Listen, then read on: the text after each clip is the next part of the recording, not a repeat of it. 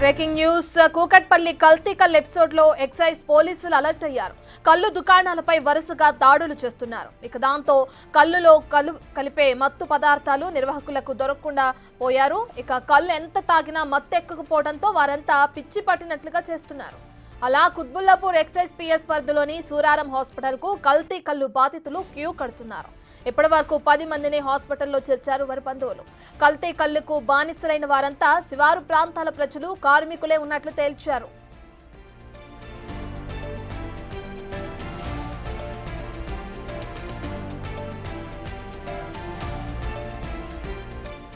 అందరూ రికవర్ అయినారు. కాకపోతే కొంతమంది నిన్న మొన్న వచ్చిన వాళ్ళు ఇంకా కొన్ని సింటమ్స్ కంటిన్యూ అవుతున్నాయి.